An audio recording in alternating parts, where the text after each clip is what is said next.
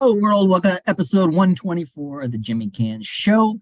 Prediction time. Elimination Chamber. The WrestleMania picture is going to fill in yet even more. So let us get into it. I am joined by Rodney, as always, for the prediction show. How are you, Rod? Good, not too bad, man. Not too bad. How y'all doing? I'm doing well. I'm doing well. So let's go. Chamber this Saturday from the Bell Center or the Centre Bell in Montreal, Quebec, Canada. I don't know. Some screwy things have happened there in the past, haven't they? Yeah, there's a couple jobs that have been screwed over up there. Yeah. So real quick before we get into it, new champ, I got you at NXT. Was able to reclaim it. Look shaky at the start. I started out 0-2 and then I went on a run. So well, it's been a time of great tight games recently. So yeah. So we'll see how this thing all shakes out and who'll be walking into Mania with the Jimmy Canz title. So let's kick this thing off hot. And we will start off by discussing the women's chamber match where the winner gets a Raw women's title shot at WrestleMania. You got Big Mami Cool, Raquel Gonzalez, the unhinged Nikki Cross, the Empress of Tomorrow, Asuka, Liv Morgan, and Queen of Hearts, Natalya, as well as the Princess of Staten Island, Carmella. Let's see. I'm going to say real quick right off the bat, my gut tells me someone is being replaced in this. I think we're going to get Bliss and Belair, maybe with the deranged Alexa Bliss at Mania. But based on what we got right now with who's in there, I'll say Asuka based on who's in there right now. All right. I think they've been kind of teasing fishing with this person for a while. So I'm leaning Liv Morgan. Okay. They kind of try to get on over that it just seems like she's just been hitting that ceiling, that glass ceiling. So I think this might be a good opportunity to get her in the main title picture. Go with Liv. Yeah. All right. Next up, we will talk about mixed tag team action. The Hall of Famers, the Grit Couple, the Rated R Superstar Edge, the Glamazon Beth Phoenix taking on technically half of Judgment Day in the form of Prince Finn Balor and the 2023 Royal Rumble winner, the Nightmare herself, Rhea Ripley. And obviously they will have Damian Priest out there and Dominic Mysterio as well in their corner. Rod, which way you going? I'm staying with Judgment Day. I think they're building a lot of momentum to have them lead up to something big at Mania, and have a kind of big payoff at Mania. So I think we got to get Judgment Day even more legitimate in the eyes of as far as winning and feeling insurmountable. Yeah, I'm gonna go with the Grit Couple on this one.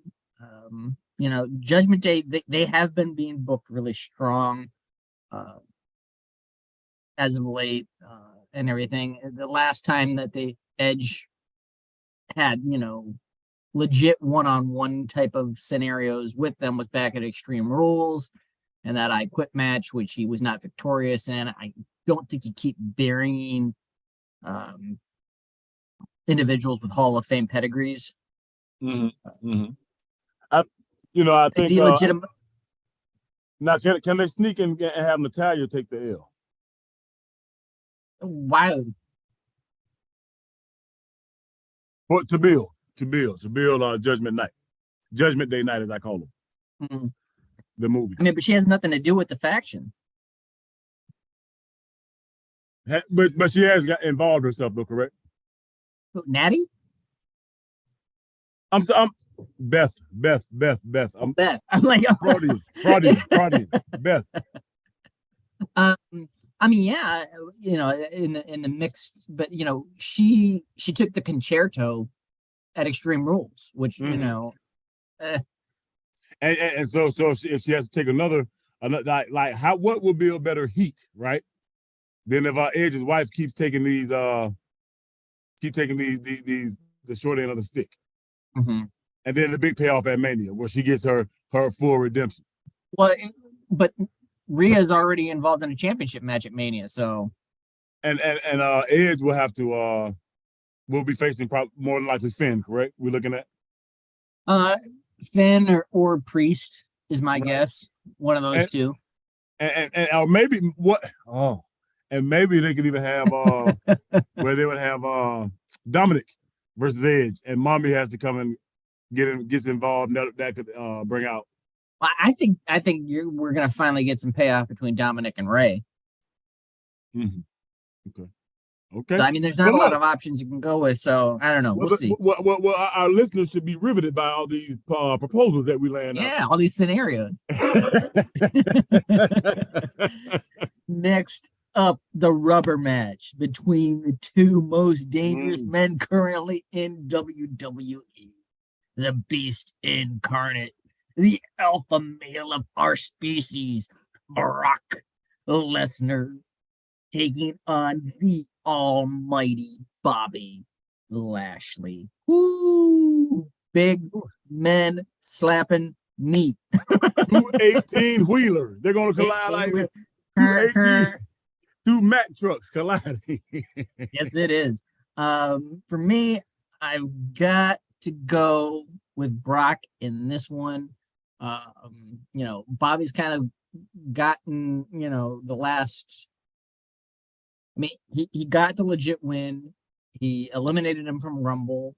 Brock did beat him back at Crown Jewel, but it was a case of where Bobby didn't let go of the Hurt Lock, and it was the whole, foot off the turnbuckle and getting the cheap win, so to speak. And Brock didn't look strong in that match. Bobby walked out of that match looking tall, and strong, and Brock kind of like was dragged out of the ring and beat up. So he has not looked strong in this whole feud. So, and he was laying last night on Raw. Bobby left him laying. That's usually a telltale sign. So my gut tells me Brock. Question before I make my selection. Mm-hmm. Do you anticipate that this is the end of this feud? Does it end here? And do they go in a different direction between here and Mania? Brock and Bobby, do they each find different opponents for Mania? 100% sure. I mean, I know there's been a couple of different things kicked around. I know they've discussed trying to get potentially Brock in there with Austin. They're kind of teasing Stone Cold a little bit, being like, hey, you've always kind of wanted that match with Brock. How about Mania? So I don't know. So for that reason, because I can't figure out if they have a definitive win right here, right? Mm-hmm. And Brock gets a win. There's the next stop. Is there? How many more stops do we have before Mania? We just have regular weekly TV. So our next time that we'll see these guys in a special will be at Mania if this storyline ended Sunday, right? Or it's wrapped up pretty cleanly Sunday. I don't know. I don't feel confident that we have enough time if we get a definitive winner here. So I'm going with the no contest. And I think that the ultimate definitive winner is at Mania with some sort of special stipulation. So I think this match just spirals out of control. They can't control it, and they just have to call it. And no, man, it's still open-ended. And I think at Mania we get a definitive. I feel like this ends at Mania. Yeah, you do realize this is the second time you have gone no contest between these two individuals, because you did say no contest back for the Crown Jewel matchup in November as well. Yes, you double it down. I was thinking it was going to be more of a one-off. Right? I didn't think they were going to go this long with the storyline, right? But when they came out with that win, a definitive win for when Lesnar won at Crown Jewel, right?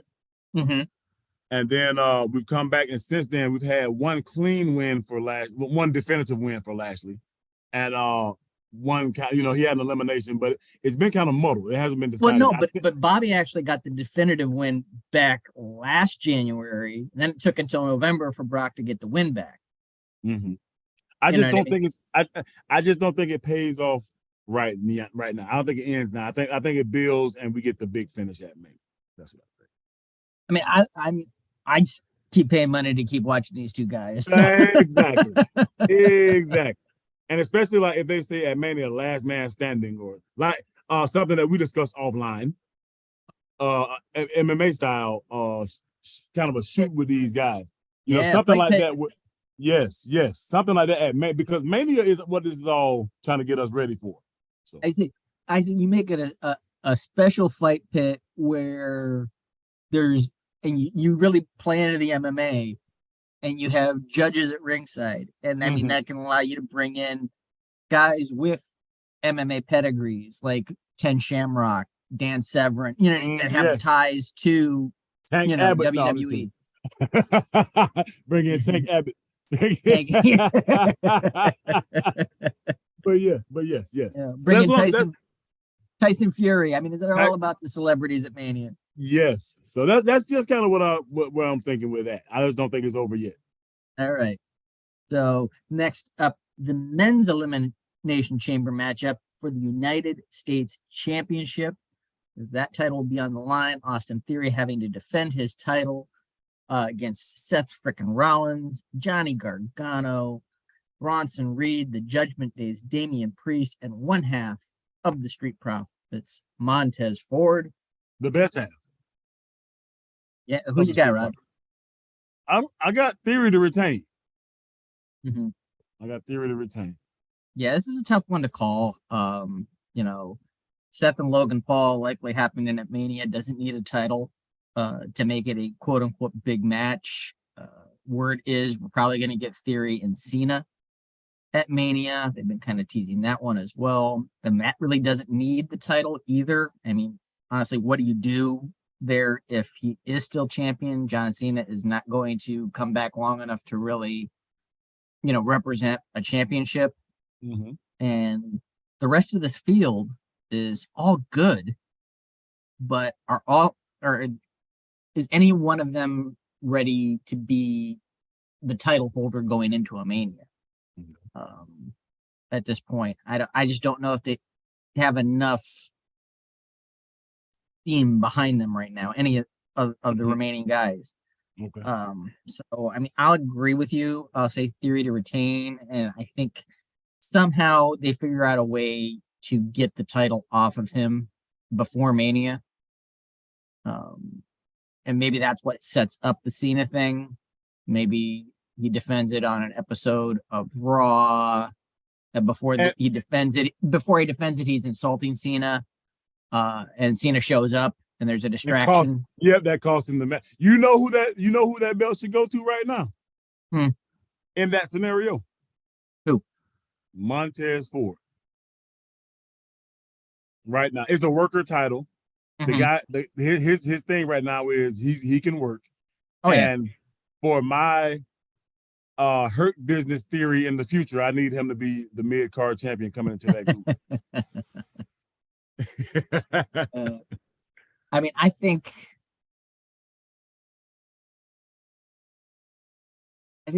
based on who's involved in this chamber match, outside of Seth and the name that probably has the best chance is probably Priest, just simply due to the Judgment Day affiliation and how dominant the faction's been. Who would be the crown jewel of Judgment? Is that Finn? Would he be like the world champ, the universal champion tier member of that group? I mean, in terms of just who seems to be on fire and clicking right now and hitting on all cylinders, is that what you're saying?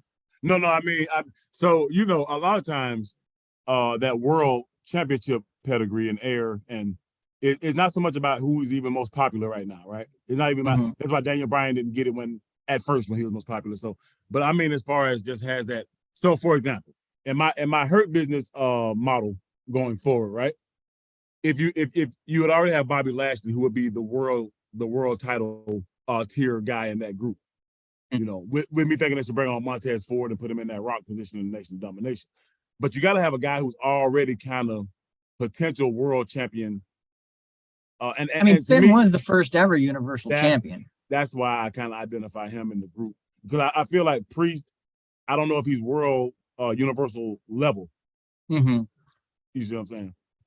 I mean, the member of that faction that's on fire the most right now is Rhea, though. Rhea, of course.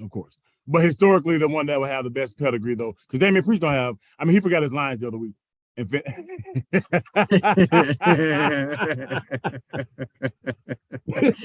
He's going to climb the ladder and get the Money in the Bank contract inside the chamber. Yeah, but is this our truth I'm listening to? But yeah, I digress. Yeah. And then last but not least on this card, for the UWU, the undisputed WWE Universal Championship, Sami Zayn in his hometown, likely is going to have Kevin Owens out there with him, taking on the tribal chief, the head of the table, Roman Reigns. You know, he's going to have that street champion, Solo Sikoa, out there with him, his special counsel as well, the wise man, Paul Heyman, will probably be out there with him. Now, Jimmy and Jay, can they get any candidate or not? I mean, there's been a lot of speculation recently that the Canadian government has now cleared Jimmy Uso to be able to cross the border. So, yeah, it's going to be an interesting how this thing plays out and shakes out here as we head into Mania. But, you know, everybody's talking about potentially that Mania match turning into a triple threat or something of that nature. I think that dilutes things for Cody. I don't like triple threats, especially in WrestleMania main events. They've already done a triple threat with Roman as well a few years back with Edge and Daniel Bryan.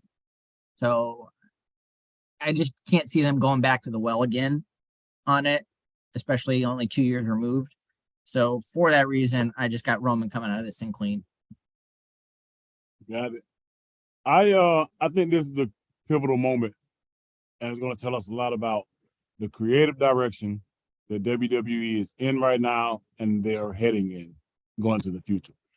It's a Triple H era, so we want to see how different that truly is going to be, and I think that this is going to reveal a lot. To your point, traditionally in these scenarios, we've had a way where you find a way for it to be a triple threat match with it. If you got three hot guys, you get all three of them in that main event. If it's the new Triple H era, I believe your theory. I think Roman comes out untouched if it's truly a change of creative philosophy. I don't know yet. I'm not convinced. So I got Sami winning. Somebody's just kind of weaseled their way back into the company too. So yeah, exactly. So I'm thinking, but I'm sticking with what I came up with, which is Sami wins, but not by pinfall or submission. And which like a count out or a DQ or something. Mm-hmm. Something along those lines, which I haven't been convinced yet that they've moved on. I think it's a triple threat at Mania with Sami because he has the win over Roman versus Roman, who's the champion, versus Cody, who won the Royal Rumble. Here's where I think it's gonna go. Like I said, I think Roman comes out of this and the winner, and I think it's the quote unquote conflict that you've been seeing in the mind of Jey Uso. Mm-hmm. I think's a work to an extent. You know, they're working Sami. And Jay's going to look like he's going to side, and then he's going to turn, and it's going to set up the Usos against Sami and KO for Mania. I can totally see, and for me, that would signify that we truly have a change in creative philosophy to do that, because I'm used to in a triple threat match, player with the Undertaker. You know, I'm used to like in a tag team match. Holla, holla. We don't want to lose any money, right? Like Sammy's hot. Cody's hot. Roman's the champion. So let's just get them all in there. So it'll be interesting to see. So our differences, you got Liv, I got Asuka. You're going with Judgment Day. I'm going with the Grit couple. You're saying a no contest. I'm saying Brock. You got Sami in a DQ count out, no title change, but I got Roman with the straight up retention. So those are our differences. Yeah. Like I said, this is our last premium live event stop before we get into Mania weekend. So come back and join us. We'll have our stand and deliver predictions in a few weeks, as well as our WrestleMania predictions, 2 nights for Mania this year. Again, be a great card, shaping up to be already.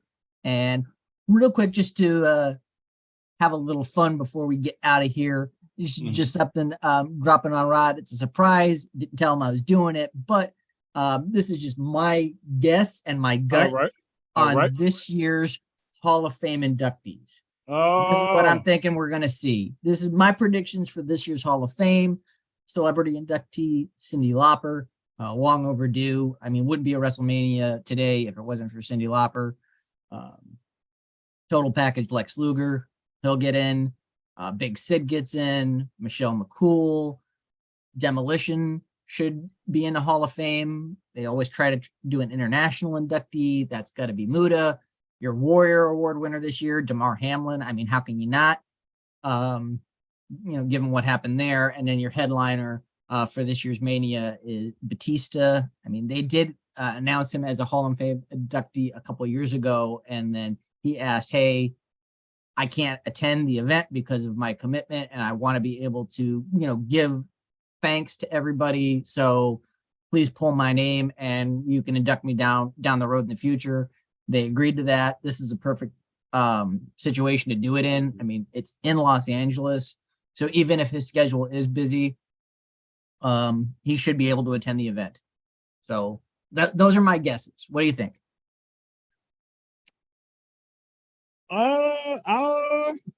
Sid is a little. I think Sid's a Hall of Famer. Obviously, I would hope that everyone would agree with that. I love to see Sid in the Hall of Fame. I think he deserves it. He's a 2-time WWE champion. He's Psycho Sid. You have to convince me. Well, I'm just saying. I'm talking in terms of pedigree. He's a 2-time WWE champion, and he's at least. I know he held the WCW at least once, if not twice. So and he has the most famous power bomb in War Games history. Yeah, he almost killed poor Brian Pillman. And then got the most infamous second rope big boot leg break in wrestling history. That was one of the most gruesome injuries in a ring I think I've seen. And if we're going to attach him to another great, huge moment in wrestling history, he was the main speaker versus the Shockmaster's entrance. If I remember correctly, when the Shockmaster fell and stood up and put his hat back on, and Sting tried to sell him again that this is the Shockmaster. I just remember Sid looking at that guy and telling him, "I don't care who you are, boy. Yeah, I don't care who you are." Yeah. Sid tried to keep going. Yeah, Sid tried to keep the train on the rails, but it had gone off the tracks. I mean, even you could hear Davey Boy in the background saying, he fell on his bleep. So I'm all for Psycho Sid. I like this group. I like this group. Mm-hmm. I like this. You think? I mean, they didn't do one last year. You think we get a legacy class?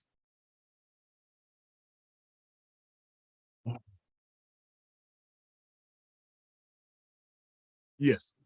Yeah. Yeah. Who? I mean, who would you put? I mean, with the legacy class, I think the legacy class should be individuals, in my opinion, that are no longer with us. Not just old timers, but anybody that's no longer with us. They should try to include in the legacy class for the simple aspect of people want to hear these guys speak. So if they're not around to speak anymore, use the legacy class to still recognize them and get them in. Trotting their family members out is not hitting well with the Hall of Fame event and the fans, because the family members aren't used to the spotlight and the public speaking and stuff, and they just tend to kind of ramble, and it just doesn't hit with the crowd. Yeah. So, I mean, the whole point of the Hall of Fame is the speeches and everything. So if the guys aren't there, just use the legacy class. I mean, there are some greats no longer with us, unfortunately, that deserve to be in, and the legacy class is a great way to do it. I mean, Bam Bam Bigelow, Brian Pillman, Umaga.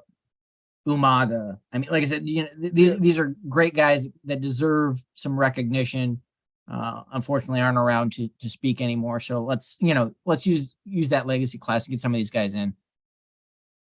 I agree. I can't think right off the top. I would have to give it. You caught me blindsided. Mm-hmm. I need about 10 minutes to really decide who I think should be in that class. Do you got a list? Do you have a list? Like I said, Pillman, Umaga, Bam Bam.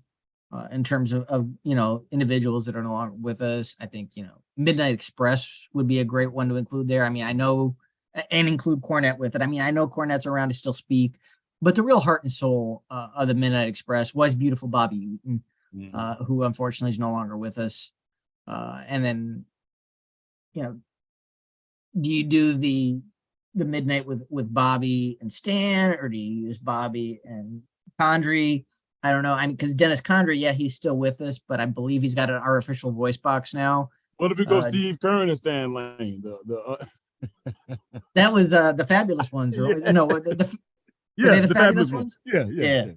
Oh God, those were some cringe-worthy vignettes. Fabulous ones. But yeah, like I said, those are individuals I think would do well in a legacy class. Another name that I think deserves to be in the legacy class would be the Russian Bear himself, Ivan Koloff. He's a former WWF champion. He's the one that ended Bruno's 7-year title reign. Not to mention all the work he did in Crockett. Was part of the Russians with Nikita Koloff and Crusher Khrushchev in the early 80s. So, Koloff is another one that deserves to be in there. Yep. I'm still to this day traumatized about him hitting Magnum TA with that chain. Well, that was Nikita. That wasn't Ivan. Yeah, Nikita. Yeah, it was Nikita that hit Magnum TA. I mean,